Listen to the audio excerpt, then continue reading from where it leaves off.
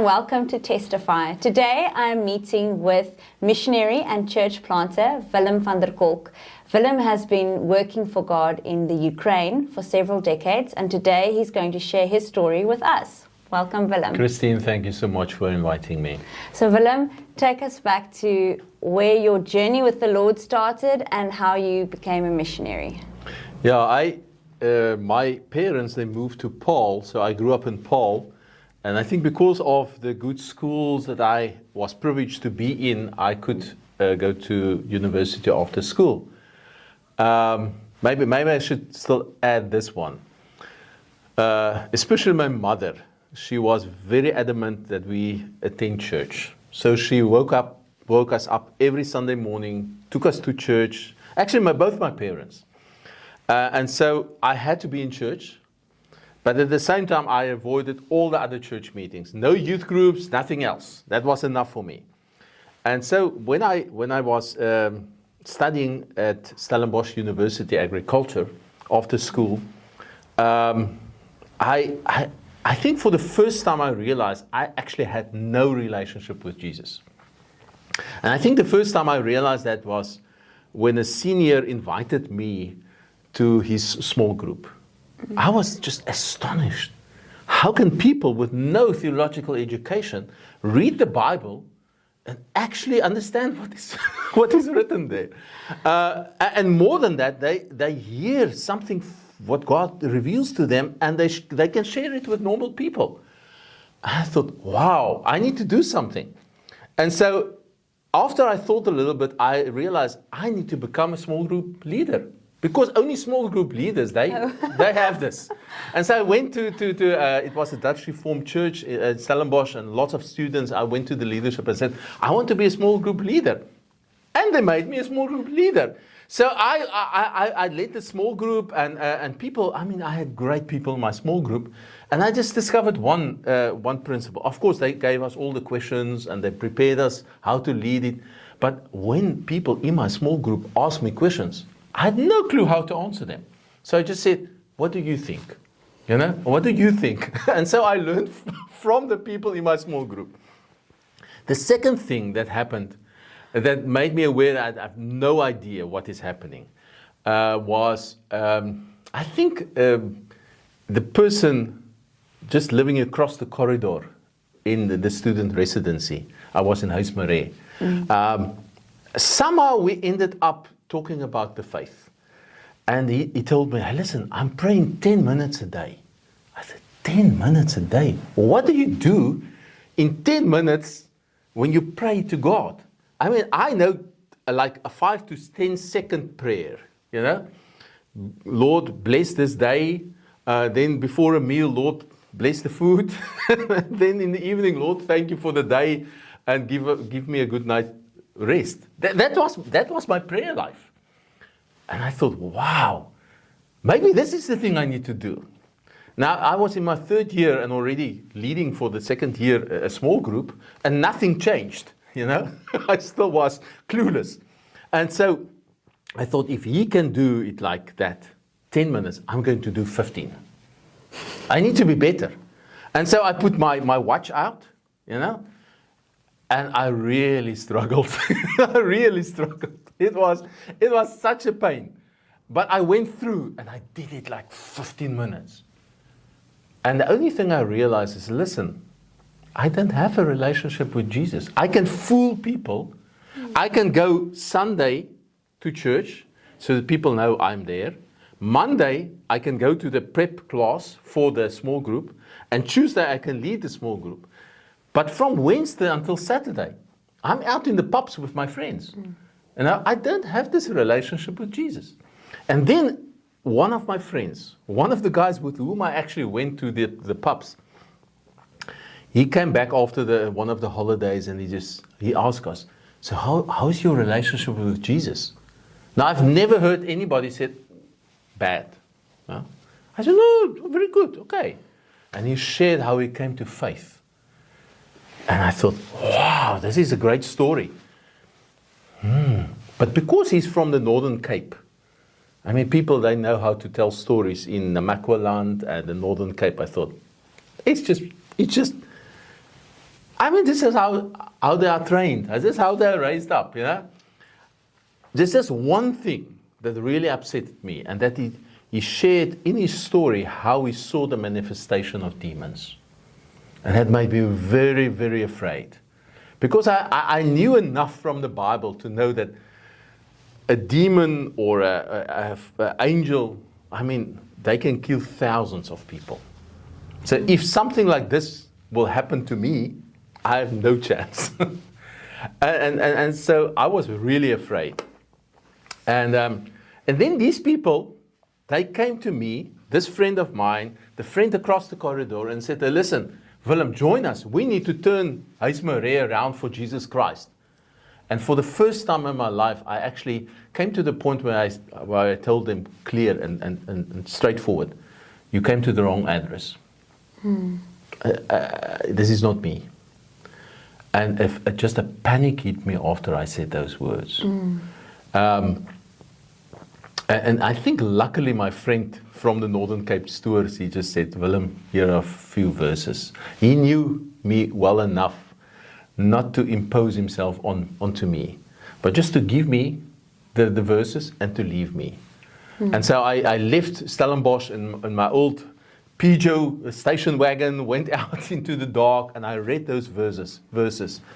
And when I read this verse, everything changed for me. It's Ephesians, the first chapter. It says, I pray that the eyes of your heart may be enlightened in order that you may know the hope to which He has called you, the riches of this glorious inheritance in His holy people. Actually, in the Afrikaans version I read, it says, in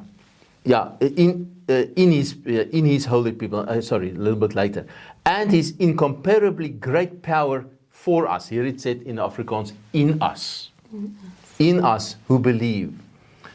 That power is the same as the mighty strength He exerted when He raised Christ from the dead and seated Him at the right hand in the heavenlies, far above all rule and authority, and so on and so on.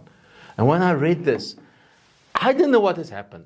I just got this peace over me. And I can only say God has met me through these verses. And I wanted to pray, and I wanted to say, God, I'm such a fool that I thought up to that moment it's just a myth. It's just for old people. And when I read this, I started to pray. And I wanted to confess my sins, and I started to pray, Lord, here am I. Send me. I want to take this message to wherever you sent me. And I remember praying. I said, Lord, I'm willing to leave my country, willing to leave my parents, my family, my friends. I'm willing to leave my language and willing to learn a new language. And then I just stopped. I was so shocked, and I didn't end the prayer with an amen. I hope you will not think badly of me, but that's how it was. And as I thought about it, I just realized, listen, what has happened now? God is calling me. And actually, I believe God has called everybody who is following Him, everybody who says they believe in Him, to actually follow Him and be in ministry. So if you're not there, my question is, have you really come to Christ? You know, because that's His character. And I went back to Huismaree, and within the first week, back in the rest, 15 people came to faith after I started to share my testimony. That was my first week in faith. And then after that, it was outreaches, camps, and whatever I could find just to share about Jesus Christ. Now, I'm a very shy person. I don't like to talk to strange new people that I have just met. I feel uncomfortable. But that all disappeared slowly as I just was filled with this message of Jesus Christ. And 2 years later, I got the opportunity to go to Russia. It was part of a project, a Service Year for Christ project. And I went and joined this project. We went over in 1994 to St. Petersburg in Russia. And then I started the Russian language study. And I was about a month in my Russian language studies. I saw the first snow in my life. Now, stupid South African, I was totally unprepared for this. Went out onto the street, had to touch it. Just how does it feel, and so on. And as that same night, I was sick, and I had to stay inside. And I reread the Bible because I couldn't go out. I was too ill to go out. And as I read the Bible, God just convicted me, because you have to understand, in St. Petersburg those days, now it's different. In those days, you could not buy anything if you cannot order it. You have to order it over a counter. So if you want to buy bread, you stand in a queue, you order it over the counter. And if you cannot say in Russian, please give me that bread, and name the specific bread, they don't know what to give to you. Yeah? And you need to understand how to pay for it. And so I said, September, October, November, December, 4 months, I will just study this Russian language because I need to get it, because I don't want to die in St. Petersburg. I want to live, and I still want to, in the future, share the gospel, but I first need to get the language. And here it's October, and I read, and I come to this verse that I've underlined. We do it so nicely in our Bibles. I underlined this verse. Don't you have a saying, it's still 4 months until harvest? I tell you, open your eyes and look at the fields. They are ripe for harvest. And I said, Lord, please forgive me. Where is the harvest? And and as I interacted with him, I understood, where is the harvest? Well, the bread basket of the former Soviet Union is Ukraine. I had no idea where's Ukraine. I just heard in St. Petersburg that some of the team members, because I was connected there with the mission organization, Operation Mobilization, some of them left to start a ministry in Ukraine. So Ukraine is the bread basket. Lord, so what do I need to go and do there? I want you to go there to raise up a new generation that's not infected with the virus of communism. And so I opened a map and I had to look, where is Ukraine? And that was my calling, to go to Ukraine. In 95 I went over there and it started basically with the others that just went a few months earlier, basically start the ministry of Operation Mobilization in Ukraine. So how did God use you in these decades in Ukraine? Yeah, in Ukraine, the very first thing that I realized, Christine, is it's a totally different country than Russia. They had a different language. They have a different language. And as I was there, I realized that I was just so many new churches that started off up just after the fall of communism. So I started to help in one small evangelic church, except the pastor of the church. I was the only believer in church that was a believer for longer than 2 years. And so I did everything, Bible studies, sermons, whatever, mostly through translation. And then after some time I said, hey, listen, but I want to move further east where there's still, I was in the northwest, lots of Christians. It was like the Bible Belt. I want to move east where there will be less Christians, because I want to go and share. And so I moved to a city called Vinica. It's about 270 km from Kiev, the capital. And in that city, I also started to look around, what should I do? I had no idea. And probably about 5 years only after I moved, I hit the soft spot, if you can call it like that. That doesn't just happen overnight, you know. And what has happened by that time, I met my wife, we got married, and we got this idea together. Let's do vacation Bible camps for unbelieving children. And why I did that, because I saw the extinction of the church. The church got older and older and older, and there were no young people in church. And when I interacted with the people, they said, the young people, they don't want to believe in the gospel. And I just knew that was not true. But how do you get it to the gospel? The good news of Jesus, how do you get it to these young people? And we got this idea. Let's do vacation Bible camps. Now, that was the soft spot without us knowing it. We just took a chance. And now I see it was actually God leading us doing that. Because the communists, they indoctrinated the young people by hosting camps. And so that's why I said we hit the soft spot. We went out into villages where there were no churches, or were a very small church, and we invited the children off the street, and we did day camps. They slept in their homes, and we did the Bible program in the day. And through that, we were able to, I don't know, I stopped counting, but more than 50 Sunday schools and youth groups we started up in that way. And through that also, either starting a new church or helping the church to expand from maybe like 10 members, in a village to more. And so through that, people, after a few years, the pastors started to phone me, please come to my village. I hear this is a great ministry. And then later on, people started to invite me and thought I'm this great speaker, an evangelist. And I started to also share in other settings, like in hospitals, and even they took me a few times into prisons, and I could share there the gospel, and all kinds of other settings where I also shared the gospel. And so through the years, Christine, God has used me from a guy that was so shy that he could not speak to unknown people, to where I was in front of hundreds of people, and through my sharing and testimonies and sermons, thousands of people came to faith.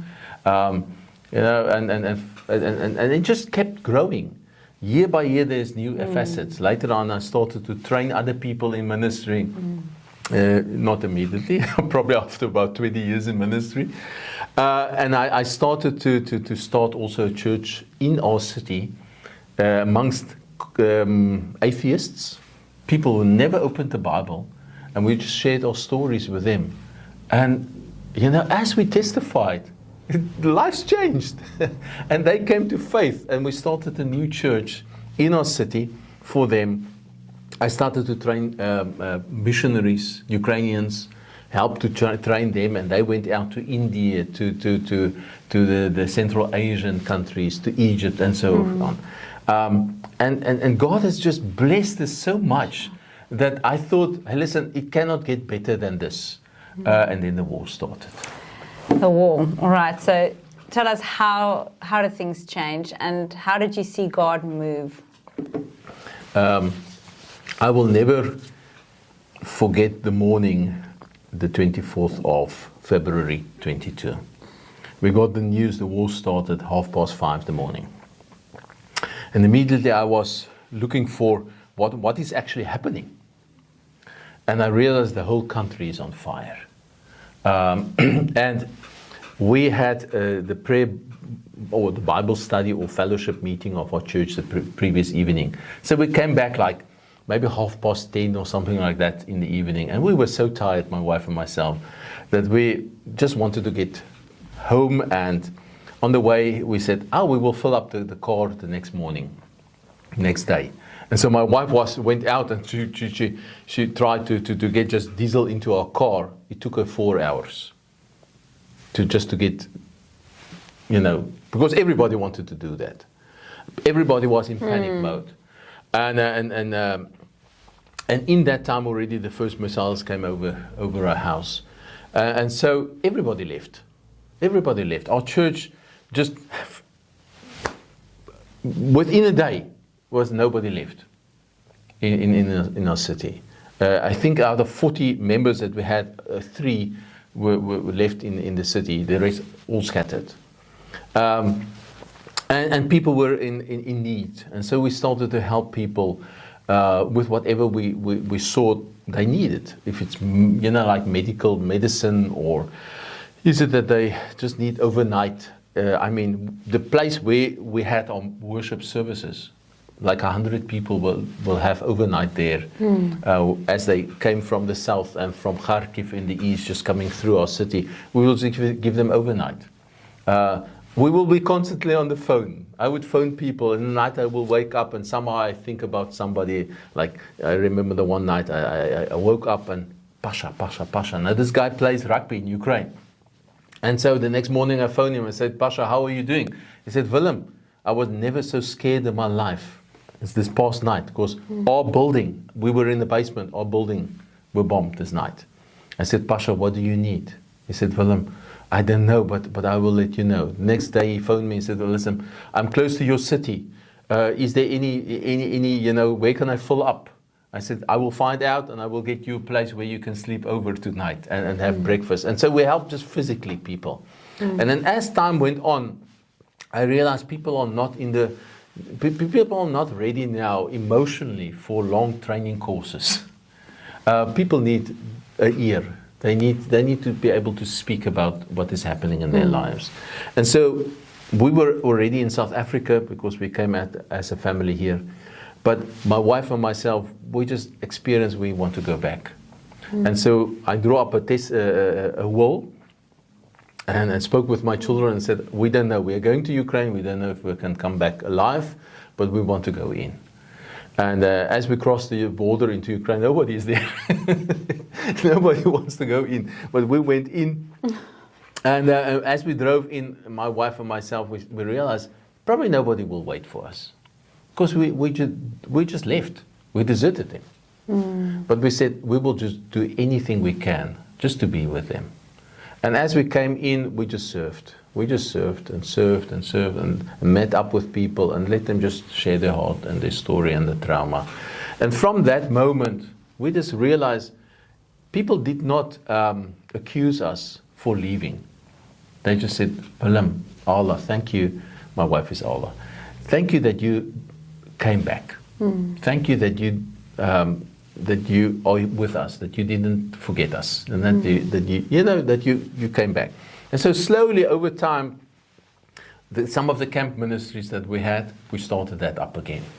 And so we are just in a week's time, we will fly again out to Ukraine.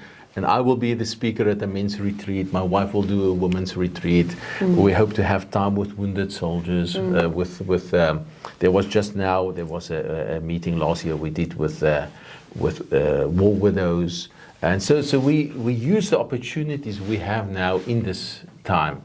But less training, less high level teaching stuff, and just more walking with people in what they are, where they are now, and just support them. And we see that God is using that. So tell us how you saw God move in these times. What has He done? How has He worked? I think one of the aspects that did come back, we added to our ministry, was actually because more than 10 million Ukrainians left Ukraine. There are now Ukrainians scattered all over Europe. So we went to visit them. And I will just share how it is. I thought because I parked my car in Warsaw in Poland, we can fly there, take the car and drive into Ukraine. Because, you cannot fly to Ukraine now. And I just couldn't get even an appointment for Poland. For the embassy, to get a visit for Poland, to pick up my car and drive into Ukraine. So I thought, okay, what is the story? God, what is happening?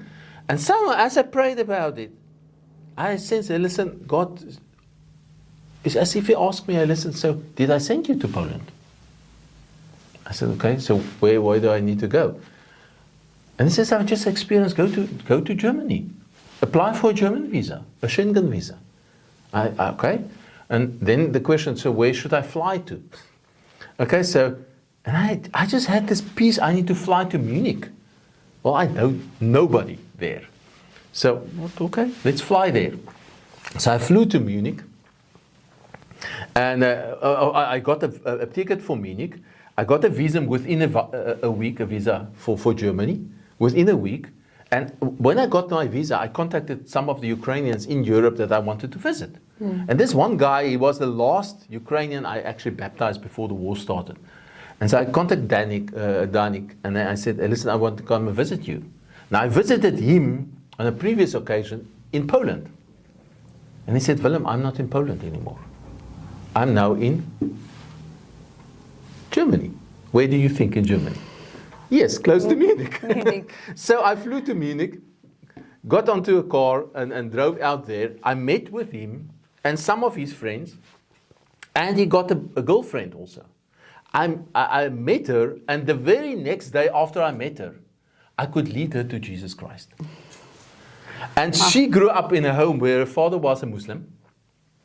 And her mother was sort of in church and not in church. You know, she never picked up the Bible, never really wrote the Bible.